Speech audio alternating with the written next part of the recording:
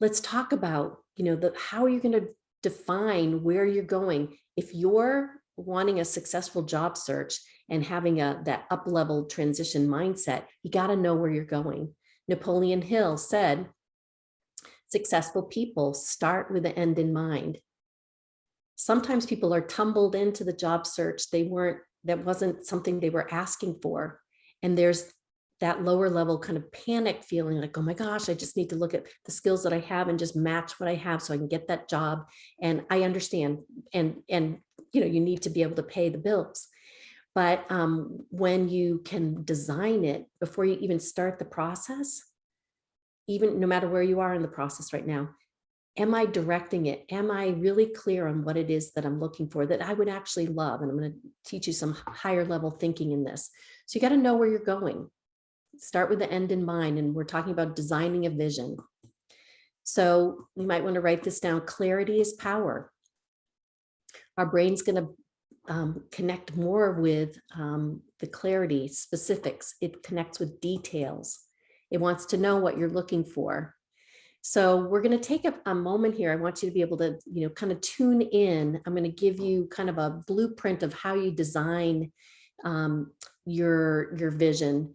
And you can use this not only for the mindset piece and where you're going in your job search, you can use this in other areas of your life as well. So the reason I'm talking about a time machine, we're going to pretend that we're going 3 years out. We're all coming back together after 3 years. The reason I'm saying 3 years out is it's going to relax your brain so it doesn't have to worry about the how.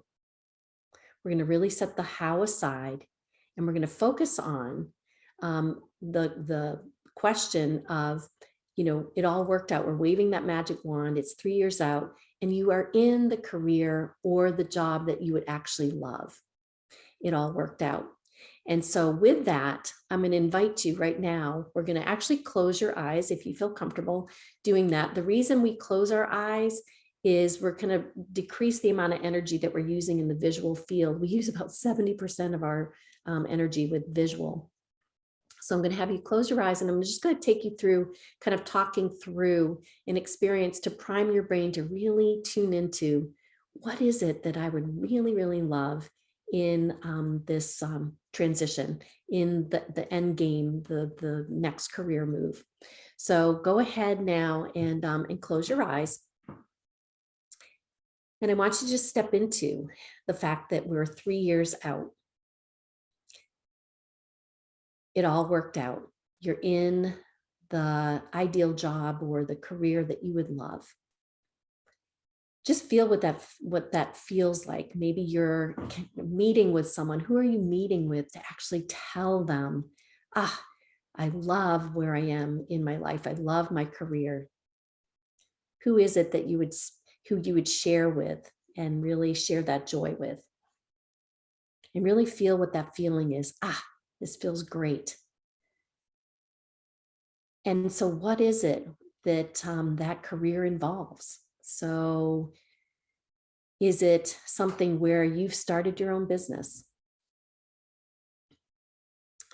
Maybe you're in a leadership position in a company that has the mission that really connects with you, and you feel like you're perfectly aligned and giving and leading a group of, you get to define the people that you lead. What type of people are you leading? Or who are your fellow co-workers? What type of people environment are you working in? Are you working hybrid? Maybe a combination of home and the office a couple days a week? Or do you go in all the time? And what does that office arena look like? How does it feel to go? Do you have the flexibility that you would love?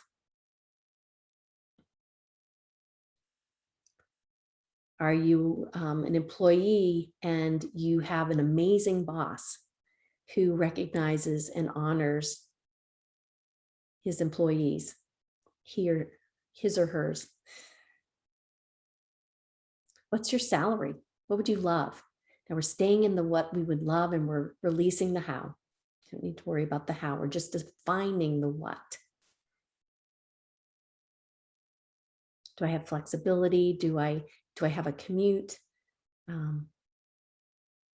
Really leaning into that process. And how does it feel to be going into work every day, serving at your highest level, that you're connected and feel in alignment? And so with that now, I'm assuming hopefully you have a piece of paper there. I'm going to have you go ahead now and anchor what I call your slippery fish. Oftentimes we might have, this happens to me in the shower, I'm more relaxed there, I get an idea. You want to make sure you're anchoring what you just were thinking. Go ahead and anchor any thoughts that came to mind of what you would love. It's 3 years out and it feels really great. And be sure you're putting some emotional words in there. Things like, I'm so happy and grateful now that I'm feeling so joyful.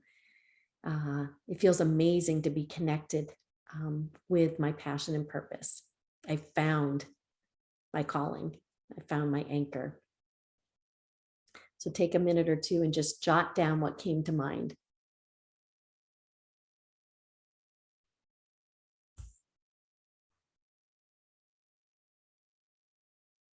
You want specifics. You want details.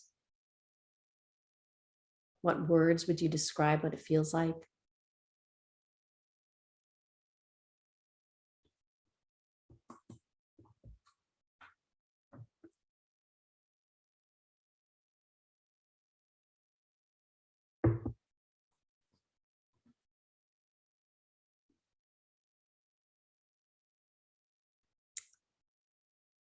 Take about 30 more seconds.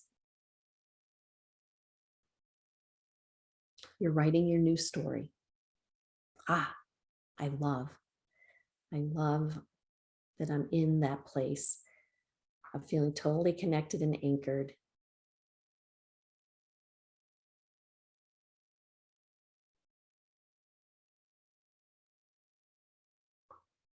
All right, I'm going to say to be continued.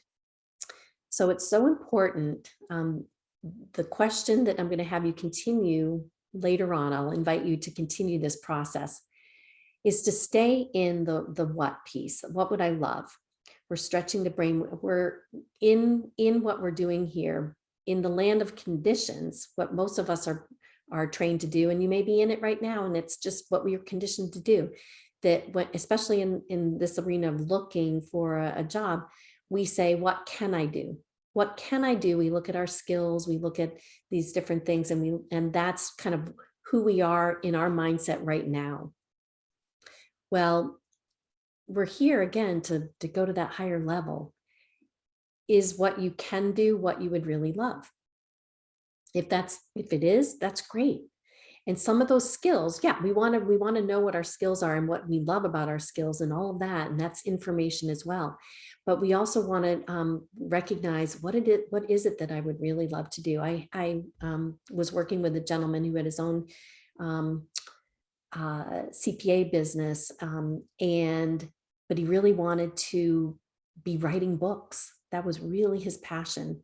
Unfortunately, he was having some dis-ease. He had a few heart issues that went on. And when he finally realized this is wake-up calls and leaned into what it is that he really would love, with support, he then created his book. His book came to fruition. He got connected. You want to think big, allow yourself to think big.